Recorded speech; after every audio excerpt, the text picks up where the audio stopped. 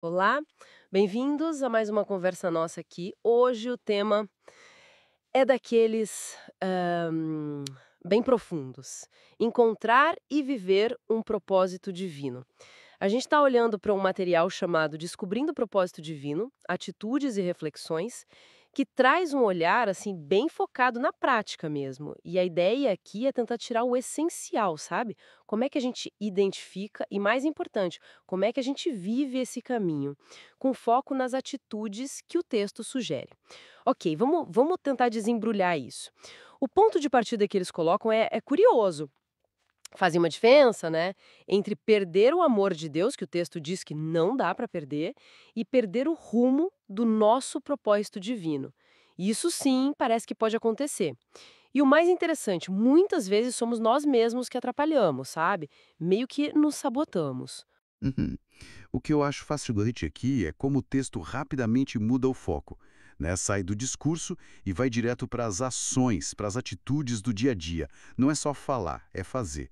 E tem essa ideia forte também de que Deus pode usar, bem, as coisas da nossa vida, da nossa história para se comunicar.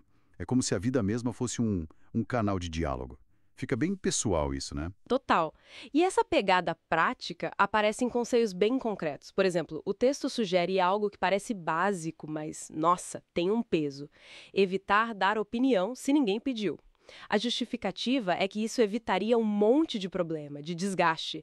Como é que você vê essa ligação entre segurar a opinião e achar o propósito? Olha, me parece que o material liga isso com a nossa energia, o nosso foco, sabe? Ficar dando pitaco o tempo todo, ainda mais sem ser chamado, pode ser um jeito de se desviar do que importa de verdade. Que seria a nossa vida, os nossos próprios desafios. É como gastar tempo arrumando a casa do vizinho e a nossa tá lá bagunçada. Aham. E falando nisso de olhar para fora, aqui a coisa fica realmente interessante. O texto comenta sobre a internet, né? Diz que virou tipo um tribunal constante, todo mundo julga e é julgado. Sim, é uma observação bem atual. E qual a consequência disso que eles apontam? Hum. A consequência direta, segundo essa visão, é que a gente gasta tanta energia, tanto tempo analisando, criticando, ou só olhando a vida alheia, coisa que a rede social ampliou demais, que a gente esquece da nossa própria caminhada. A gente fica preso nesse ciclo, sabe? De comparar, de julgar, e isso impede aquele trabalho interno, que é o que alinharia a gente com o tal propósito. É uma distração gigante, né? Então a dica seria virar o espelho pra gente mesmo. Exato. Se a gente conectar isso ao quadro geral, né? A ideia central que está surgindo é a da autorresponsabilidade. O texto parece dizer que focar nos próprios erros, nas falhas, e trabalhar para corrigir isso é passo essencial. Não para ficar se culpando paralisado, mas para crescer mesmo. É como se, limpando as nossas lentes, a gente conseguisse ver o caminho mais claro, sabe? Entendi. Isso vale para as dificuldades também, porque a gente costuma pensar que obstáculo só atrapalha o propósito. Pois é, mas o material sugere o contrário, o que é curioso. Reforça a ideia de que Deus pode usar justamente as situações difíceis, os perrengues, para brilhar através da gente. Quer dizer, a dificuldade não é um desvio, necessariamente. Pode ser o palco onde o propósito aparece mais forte, com mais impacto. Aquela ideia de ser colocado no lugar certo para iluminar a escuridão. Às vezes, esse lugar certo é um lugar de aperto, né? Seja nosso ou de outra pessoa. Mas começa sempre com esse ajuste interno. Hum.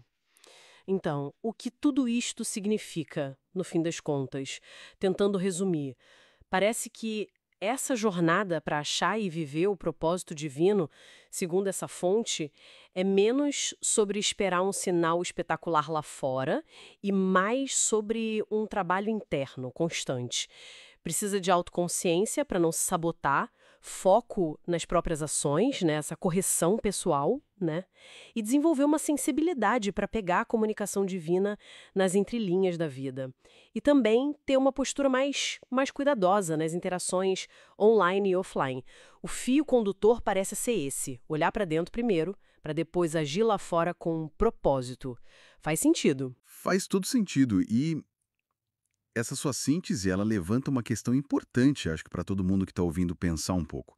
Se o texto dá tanta ênfase assim nas atitudes práticas, no foco interno, corrigir a si mesmo, não julgar os outros. Como é que a gente equilibra essa necessidade de introspecção com a realidade das nossas interações hoje, que são tão para fora, tão cheias de opinião, principalmente no mundo digital? Que tipo de desafio isso traz? Ou talvez, que oportunidades isso abre para quem está buscando viver o seu propósito de forma autêntica nesse mundo de hoje? Fica aí a reflexão.